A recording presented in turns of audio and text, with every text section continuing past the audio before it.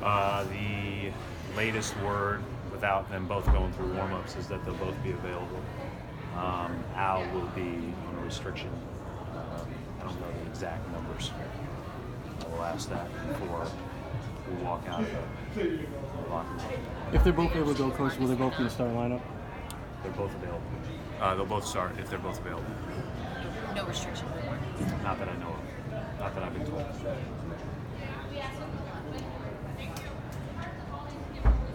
The importance of having Horford back in the lineup. What did you see that was different when he wasn't out there for the last 8 games? Well, obviously, I think he's been a winner his whole career, and there's a reason why he wins, because he makes huge impactful plays on the court, and more than that, he's kind of a steadying presence on the team and can help direct us on both ends of the court. Now, some of that is manageable when Baines is available, but it's a little bit tougher when they're both out. But those are games where you have to step up and have different guys play. I thought Tice and Robert both gave us good minutes in this stretch, and they both have to be ready to be called upon again. Tice will certainly play quite a bit, as Al's on his minutes restriction at least. What was your takeaway from that meeting the other night? Yeah.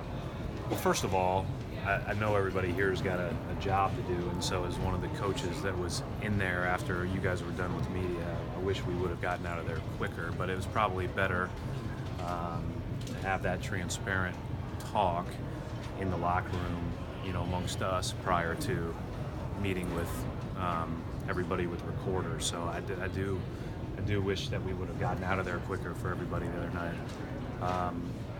But those are moments, and it's interesting, Mark, because every time I read about a team meeting, it's like, yeah, everybody has team meetings all the time.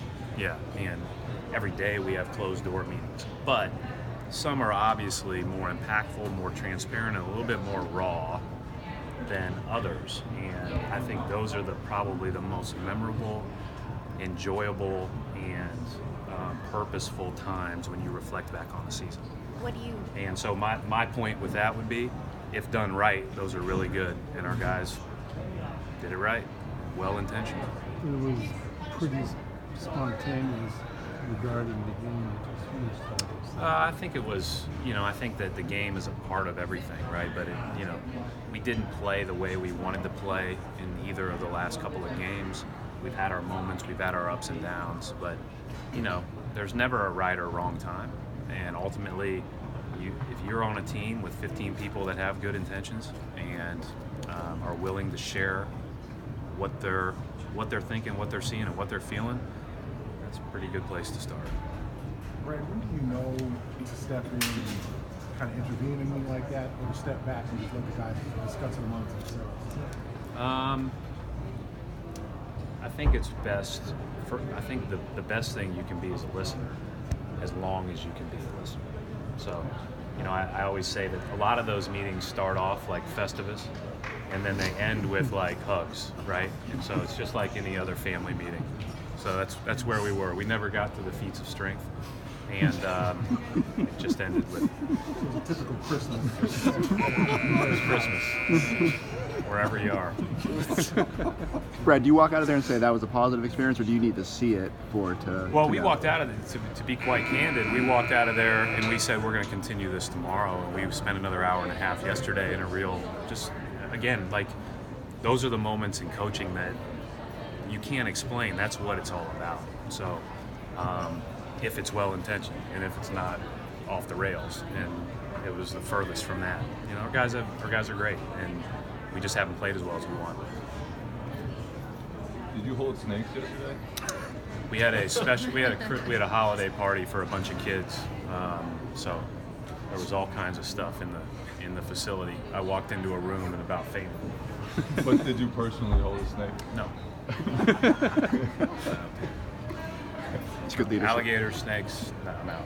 Fred, what do you take from the last matchup against Charlotte into tonight? Well, Kimba killed us. Obviously, he was tremendous, but he wasn't the only one. There were a bunch of guys. They have put every team they played on skates. They're 7th or 8th in offense this year. Done a tremendous job spacing teams, playing with great pace. He's done a great job as a coach. The staff, other than Nord, have done a great job probably. Yeah, they're good. They're good, and we got to play good to win. Have you seen a difference in their defense the last couple? Well, I just think, first of all, I think it's about how you play on that end of the floor. You have to play with great pace and purpose, and there have been times where we have, and we've attacked good defenses and played well, and there have been times where we have not, and it doesn't matter who we're playing. So it's about how we attack, and hopefully we take advantage of our opportunities. Brad, are you at all surprised at how good Tony has looked physically? Tony Parker? Great players never surprise me. No,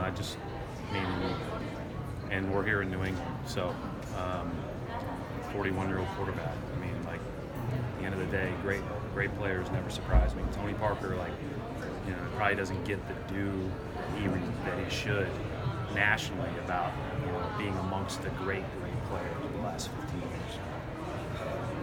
Thanks. Thanks, Brad.